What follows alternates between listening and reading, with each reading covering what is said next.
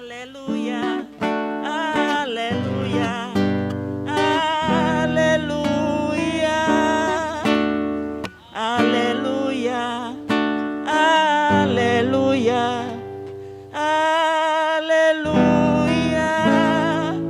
O nosso Cordeiro Pascal, Jesus Cristo já foi imolado.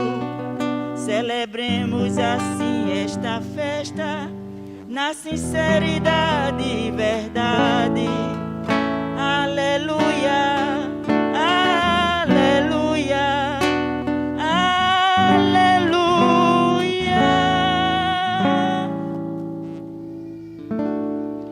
O Senhor esteja convosco. Ele está no meio de nós. Proclamação do Evangelho de Jesus Cristo segundo João. Glória a vós, Senhor. No primeiro dia da semana, Maria Madalena foi ao túmulo de Jesus, bem de madrugada, quando ainda estava escuro, e viu que a pedra tinha sido retirada do túmulo.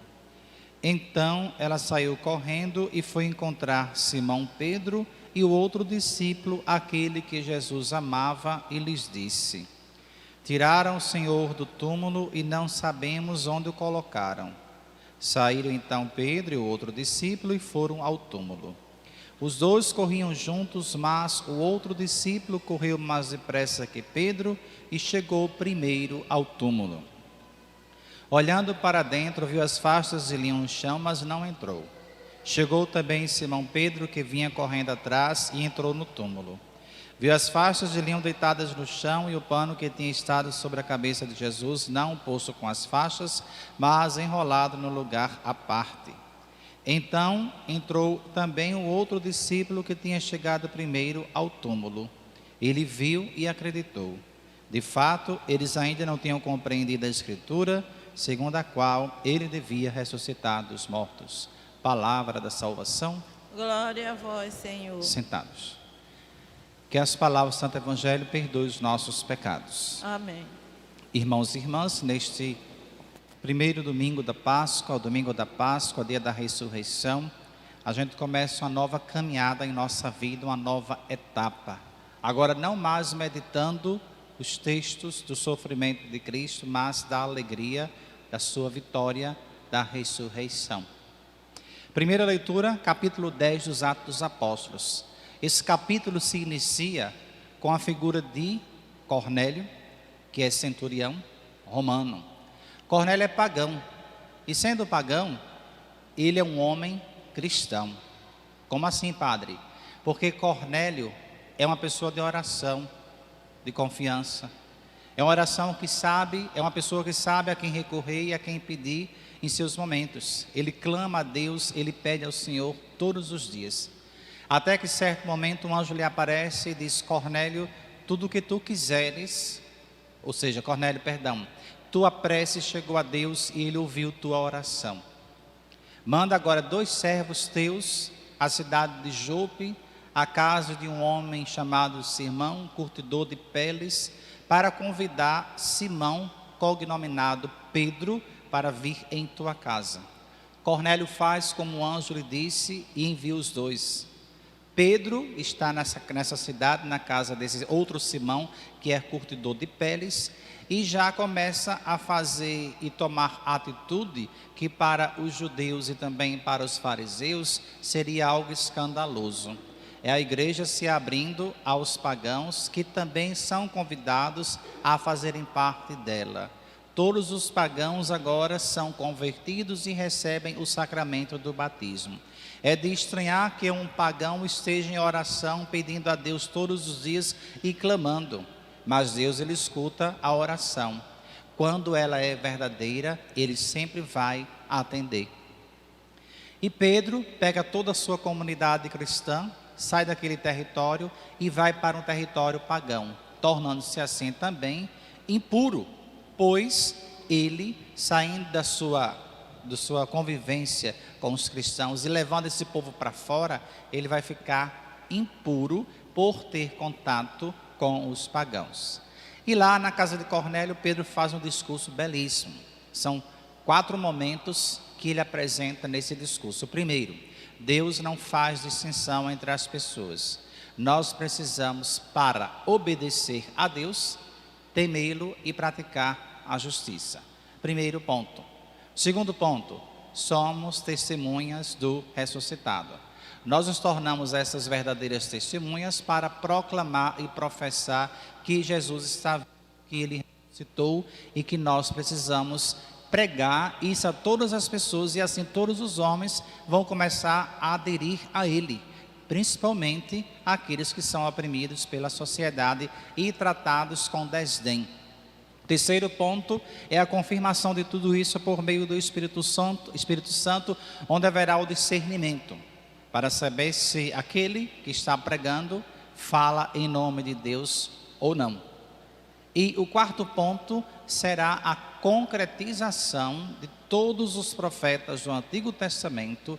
Tudo o que eles falaram agora está sendo cumprido e realizado na pessoa de Jesus. Esse é o resumo do discurso que Pedro faz na casa de Cornélio. Mas o mais interessante e importante é que Pedro chegou à conclusão que não há distinção entre as pessoas no coração do Pai, no coração de Deus. Segunda leitura, carta de Paulo aos Colossenses. Paulo escreveu essa carta quando estava preso em Éfeso. Nessa carta a gente pode dividir em dois momentos. Na primeira parte, Paulo vai falar acerca da fé dos colossenses, porque naquela comunidade alguns estavam dizendo que o céu era povoado por entidades e que essas entidades seriam responsáveis para que as pessoas pudessem chegar até Deus. E Jesus, onde ficava nisso? Jesus também, como essas pessoas diziam, seria comparado a uma entidade. E Paulo vai dizer que não. Jesus Cristo é o Filho de Deus, é o Salvador do universo, Ele é o Rei. Ele não vai ser tratado como nenhuma entidade, porque Ele não é isso. Ele é o Filho de Deus. E é por meio dele que todos nós temos acesso direto a Deus. Todos podem chegar até Deus. Ninguém vai ter nenhum empecilho para falar com Ele. Isso aí é a criação humana. E a segunda parte que ele vai desenvolver nesta carta, ela vai ser exortativa, convidando, nesse capítulo 3, a viver o batismo que nós recebemos.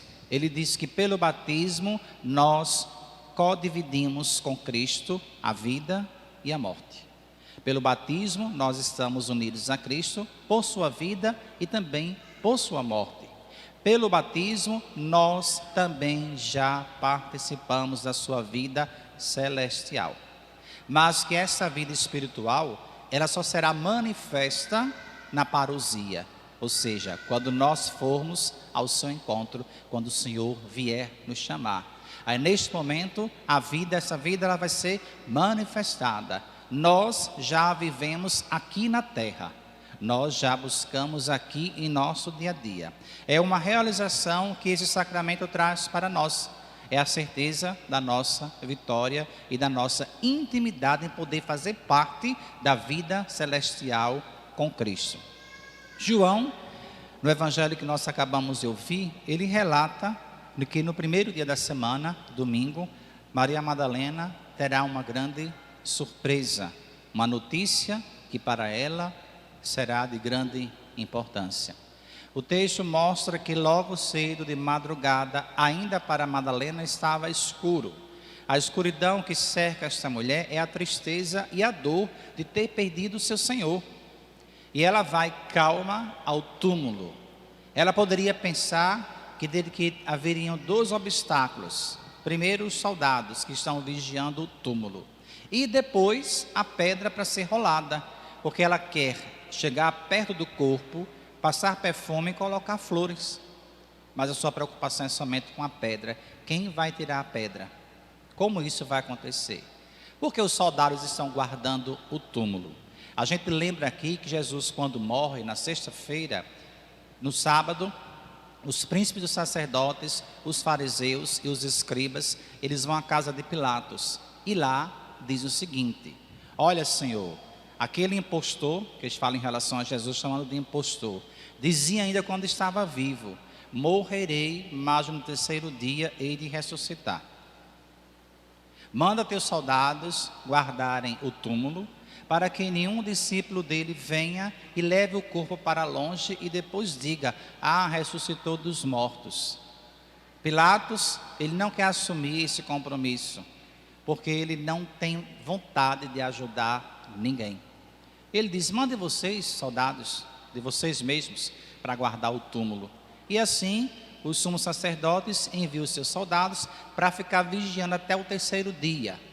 Mas o terceiro dia vai ser algo em que esses homens não conseguirão contemplar, porque todos cairão ao chão como mortos. Somente depois que tudo acontecer, eles vão fugir de medo, porque verão o anjo, e antigamente quem via um anjo poderia morrer. Por isso, quando no evangelho de ontem à noite, as mulheres quando chegaram ao túmulo e aquela figura do anjo estava lá e disse: não tenhas medo, nem fiqueis desesperadas, mas fiquem tranquilas. Madalena, quando chega ao túmulo, ela vê uma situação diferente. O túmulo está aberto e vazio. Ela não entra, ela apenas olha da porta e não vê o corpo do mestre. Volta agora correndo depressa para encontrar Pedro e aquele a quem Jesus amava, provavelmente o evangelista João. E diz: tiraram o Senhor do túmulo e não sabemos onde o colocaram. Pedro e esse discípulo correm para chegar ao túmulo. Quem chega primeiro? Essa não é nenhuma maratona esportiva. Aqui é a maratona da fé. Quem ama, chega primeiro. Quem ama, chega primeiro ao céu. Quem não ama, vai ficar sempre do lado de fora, batendo, batendo, batendo, e a única coisa que vai ouvir é: não vos conheço. João chega primeiro, mas não entra, fica do lado de fora. Depois chega Pedro. É o momento em que ele precisa se reconciliar com o Senhor, porque ele negara nos dias atrás, quando Jesus estava preso nas mãos daqueles homens, sofrendo tudo aquilo ali. Ele foi interrogado 3 vezes e negou o Senhor, dizendo que não o conhecia, que nunca viu este homem e que nunca esteve ao seu lado. Ele precisa se reconciliar. João é aquele evangelista que acompanhou Jesus desde o momento em que ele foi capturado pelos soldados. João fugiu, foi até o encontro da mãe e de Madalena, estavam juntas, e disse o que estava acontecendo com o Senhor. Depois, ele com as duas conseguiram entrar no palácio dos sumos sacerdotes para acompanhar tudo aquilo que estava acontecendo. Depois Jesus é condenado e ele continua junto com as 2 mulheres. No dia seguinte, Jesus carrega a cruz e ele está ao lado também com elas duas. Jesus é crucificado, morre e ele está ali. E quando João entra, ele logo diz: ressuscitou dos mortos. Pedro não chegou ainda a essa conclusão, a esse raciocínio, porque precisava ainda passar por aquele processo de reconciliação e também amadurecer mais ainda na fé. Mas ele chegará assim a essa conclusão, pois o ressuscitado garante a vitória a todos aqueles que esperam, aguardam e confiam. Se nós confiamos no Senhor, Ele nos dará sempre o que nós pedimos, o que nós desejamos. Lembre-se de Cornélio, que era pagão. Pagão quer dizer, ele não era batizado, não era cristão, não tinha nenhuma intimidade com a fé. Isso para os homens, mas para Deus ele tinha sim. E se comportava melhor do que muitos de nós, porque ele rezava com fé e pedia a Deus, e a resposta foi o quê? Deus atendeu a sua oração e respondeu os seus pedidos. O que é que aquele homem desejava tanto? Ser batizado. Pedro sai do território cristão, vai para o território pagão e batiza este homem. E nós somos levados muitas vezes pelos nossos preconceitos, pela nossa pequenez e não querer dar um passo mais adiante, porque ali tem gente assim, ali tem gente assado e eu não vou. Pedro ele foi, ele não se importou com o que os poderosos pensavam. Jesus nunca se importava com aquilo que as pessoas pensassem o que ele estava fazendo, mas fazendo o bem.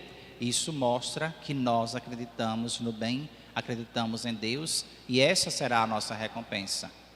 Por meio da morte e ressurreição, nós tivemos acesso a Deus, porque sem a morte e a ressurreição do Senhor, nós iríamos continuar prisioneiros daquela incerteza. Eu quero ver a Deus, mas nunca conseguiríamos vê-lo. Mas pela sua morte e ressurreição, as portas do céu se abriram. e agora nós podemos ver a Deus face a face. Vamos buscar viver esse tempo pascal com alegria, com entusiasmo e principalmente lembrando da quaresma em que nós fomos convidados a voltar para o Senhor, convertendo o nosso coração. De pé, professemos nossa fé. Creio em Deus Pai Todo-Poderoso, Criador do céu e da terra, e em Jesus Cristo, seu único Filho, nosso Senhor, que foi